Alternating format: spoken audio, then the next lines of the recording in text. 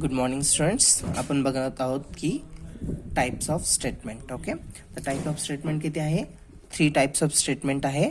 असे types of statement, पहिला आहे इम्पेरेटिव्ह स्टेटमेंट, दुसरा आहे डिक्लेरेटिव्ह स्टेटमेंट आणि तिसरा आहे assembler directive statement. Okay, imperative statement म्हणजे कोणते स्टेटमेंट जे आपण चॅप्टर 1 मध्ये बघितले होते. कोणते की जे स्टेटमेंट काय आपण न्यूमॅनिक्स म्हणून बघितले होते ते कोणते होते? आपले इम्पेरेटिव्ह स्टेटमेंट्स होते. ओके, मग कोणते? हे बघा, मी दाखवतो तुम्हाला बुक्समध्ये. हे बघा, हे आपले काय आहेत? इम्पेरेटिव्ह स्टेटमेंट आहे. Stop, add, sub, mult, move R, move M, compare, BC, div, read, print. हे कोणते आहेत? आपले इम्पेरेटिव्ह स्टेटमेंट आहे, जे काय दाखवतात? काहीतरी ॲक्शन दाखवतात. ओके, दुसरे आहे डिक्लेरेटिव्ह स्टेटमेंट. डिक्लेरेटिव्ह स्टेटमेंट कोणते आहे? फक्त डी एस आणि डी सी हे जे आहेत आपले कोणते डिक्लेरेटिव्ह स्टेटमेंट आहे. तिसरं आहे ॲसेम्बलर डिरेक्टिव्ह स्टेटमेंट. तर ॲसेम्बलर डिरेक्टिव्ह स्टेटमेंट कोणते होते? तर स्टार्ट आणि एंड हे काय आहेत? ॲसेम्बलर डिरेक्टिव्ह आहे. त्यानंतर आपण 3 बघितले होते ॲडव्हान्स ॲसेम्बलर डिरेक्टिव्ह, ते म्हणजे ओरिजिन, EQU आणि LTORG. हे स्टेटमेंट कोणते आहेत आपले? तर ॲसेम्बलर डिरेक्टिव्ह आहेत.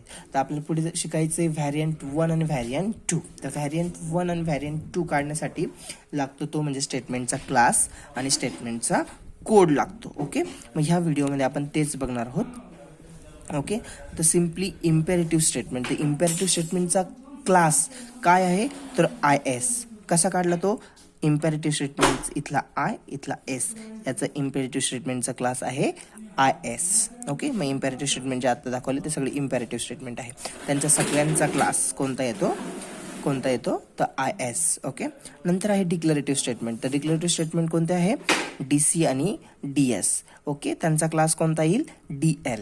ओके, D आणि L. ओके, इथे S आहे म्हणून त्यांनी S न लावता DL लावला. ओके, DL याचा क्लास. ओके, नंतर आहेत ॲसेम्बलर डिरेक्टिव्ह. तर ॲसेम्बलर डिरेक्टिव्ह कोणते आहेत? स्टार्ट, एंड, ओरिजिन, EQU आणि LTORG. यांचा क्लास कोणता आहे?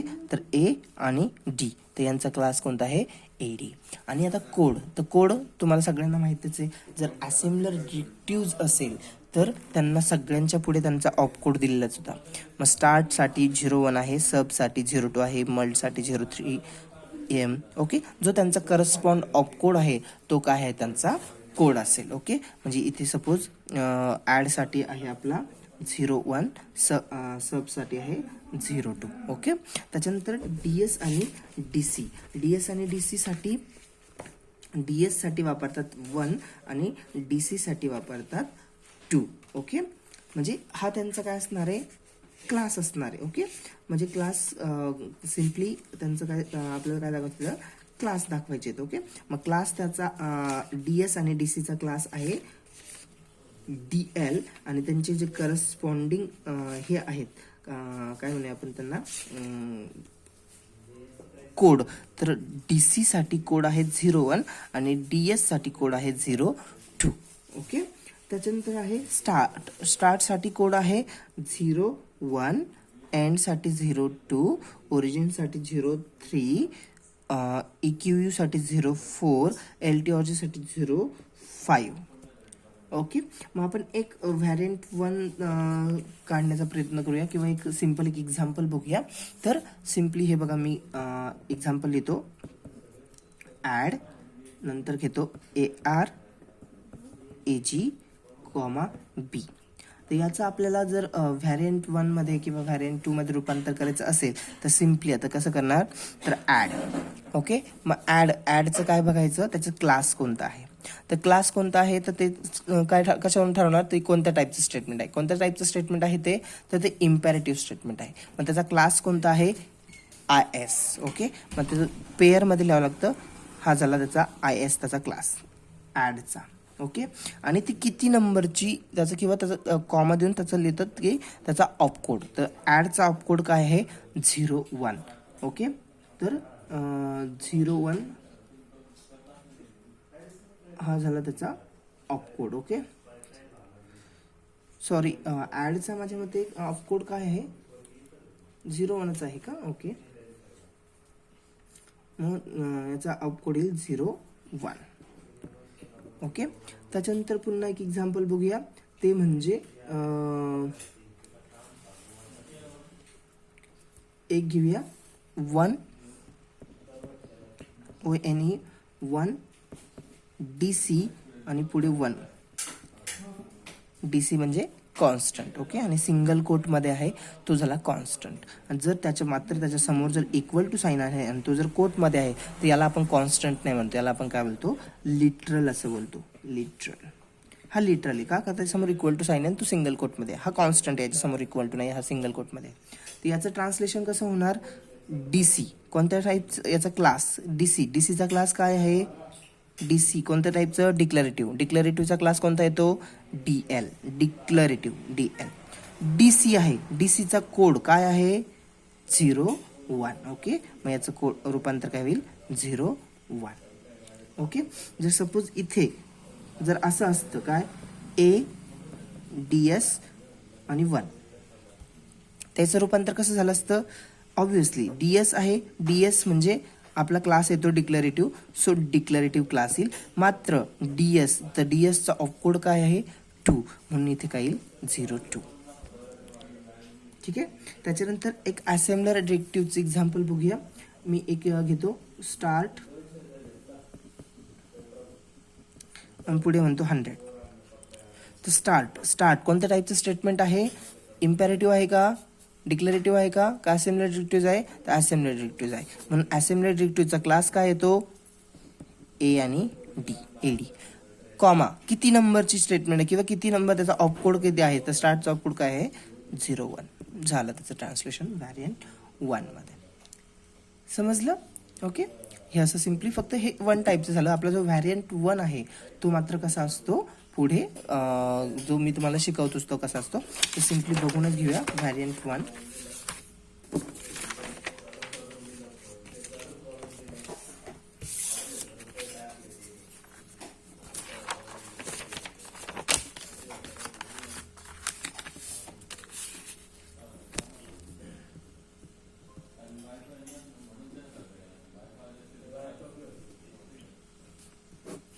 कसा काढायचा, तर सिम्पली बघा मी सांगतो. सपोज स्टेटमेंट आहे स्टार्ट 200. ओके, स्टार्ट कोणत्या टाईपचं स्टेटमेंट आहे, तर असेंबलर डिरेक्टिव्ह आहे, म्हणून काय येईल, AD. स्टार्ट किती नंबरची होती, स्टार्ट ही, तर यासाठी सगळं तुम्हाला हे पान लागणार आहे, मी फाडून घेतो. स्टार्ट कोणत्या टाईपचे आहे, स्टार्ट हे स्टेटमेंट कोणत्या टाईपचं आहे, तर ते असेंबलर डिरेक्टिव्ह आहेत, म्हणून त्याचा क्लास लिहिला आपण, काय लिहिला त्याचा क्लास, AD लिहिला. ओके, पहिला ब्रॅकेट, त्याच्यामध्ये त्याचा क्लास लिहिला AD. किती नंबरचे स्टेटमेंट आहे, तर 0 1, म्हणून 0 1 केलं. दुसऱ्या ब्रॅकेटमध्ये हे फक्त झालं याचं. आता हा 200 हा काय आहे, तर हा आहे एक कॉन्स्टंट, म्हणून इथे येईल C कॉन्स्टंटचा. आणि पुढे काय आहे, तो 200, तर तो 200 ॲज इट इज 200. फाईन. त्याच्यानंतर एक स्टेटमेंट घेऊया, ADS1. ओके, ADS1, तर ADS1 कसं येईल, A आपला जो आहे तो कोणता आहे, तो आपण पुढे बघूया. पहिले तर घेऊया आपण DS स्टेटमेंट. ओके, तर DS स्टेटमेंट कशामध्ये येतं, डिक्लरेटिव्हमध्ये. मग डिक्लरेटिव्हचा क्लास कोणता आहे, DL. DSचा अपकोड काय आहे, DCचा 1 आहे, DSचा 2 आहे. ओके, म्हणजे इथे येईल 0 2. आणि त्यानंतर 1 हा काय आला पुन्हा, कॉन्स्टंट, म्हणून कॉन्स्टंटसाठी C आणि त्याची व्हॅल्यू 1. बरोबर. पुन्हा एक स्टेटमेंट बघूया, 5 DC आणि 5. ओके, असं. तर आता याचं कन्वर्जन कसं करणार, 5 तर आपण काही याचं नाही करणार कन्वर्जन, डायरेक्ट स्टेटमेंट बघायचं. ओके, हे मधलं बघायचं इन शॉर्ट, किंवा जे आपल्या ओळखीचे, हे तर आपल्या ओळखीचे आहेच, परंतु जे टाईप्स ऑफ स्टेटमेंट बघायचे. ओके, मग टाईप्स ऑफ स्टेटमेंटमध्ये काय दिसतं, DC. ओके, DC कशामध्ये जातं, DC डिक्लरेटिव्हमधून, म्हणून त्याचा क्लास काय येईल, DL. DCचा ऑफकोड काय आहे, 0 1. दुसऱ्या ब्रॅकेटमध्ये काय आहे, हा 5 हा काय, तो कॉन्स्टंटचा C, पुढे त्याची व्हॅल्यू 5. समजलं. पुन्हा दुसरं बघूया, एक एक्झाम्पल घेऊया आपण अजून. अगेन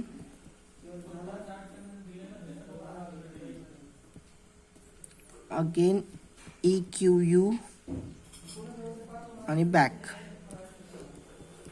यातलं आपल्या ओळखीचं काय आहे?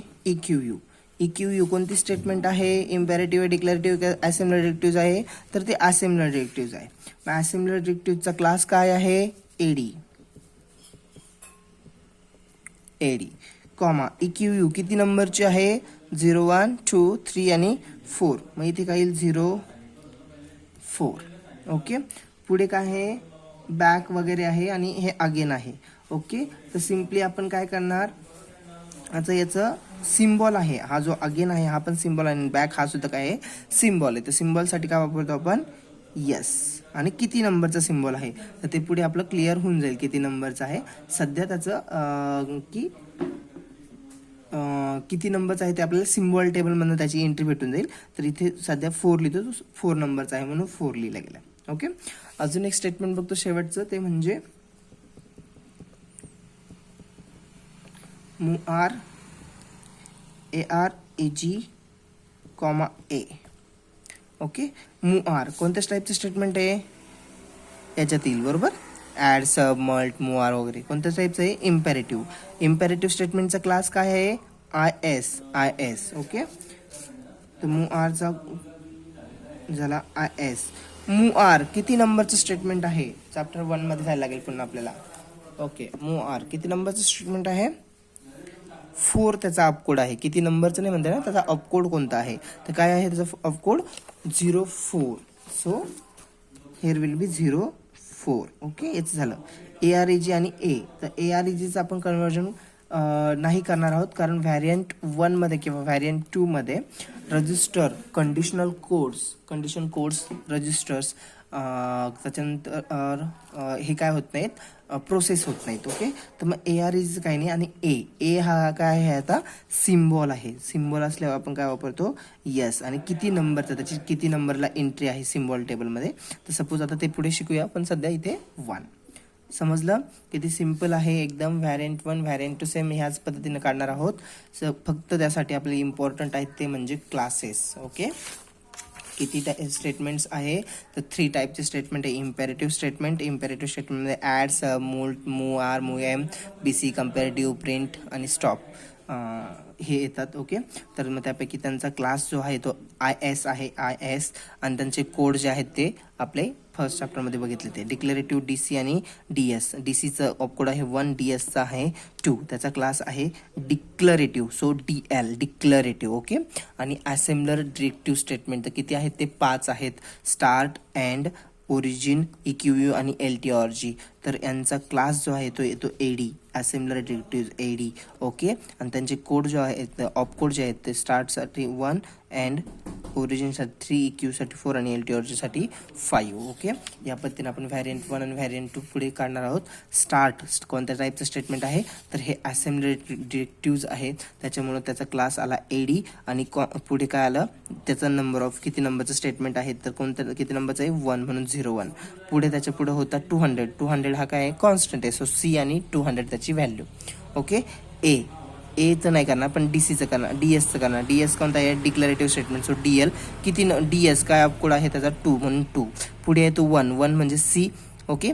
C कॉन्स्टंट आणि त्याच्या पुढे 1. ओके. आणि जे या टाईपचं स्टेटमेंट होतं मूआर, ARAG आणि A. तर मूआर कोणती स्टेटमेंट आहे? तर इम्पेरेटिव्ह आहे म्हणून IS. किती नंबरचा ऑफ कोड आहे? त्या मूआरचा 04. त्याच्या पुढे ARG जो सिम्बॉल्स आणि लिटरल्स आणि कॉन्स्टंट हे व्हॅरियंट 1 व्हॅरियंट 2 मध्ये प्रोसेस होत नाही. कंडिशन कोड्स हे प्रोसेस होत नाही म्हणून ARG सोडून दिला. त्याच्या पुढे आला A हा काय आहे? सिम्बॉल म्हणून सिम्बॉलचा यस हा यस आहे. ओके. यस सिम्बॉलचा यस. आणि किती नंबर सिम्बॉल टेबलमध्ये त्याची किती नंबरला एंट्री आहे? तर 1. ओके. फाईन. चलो समजलं असेल, हे कन्सिडर करतो. लेक्चर एंड करतो.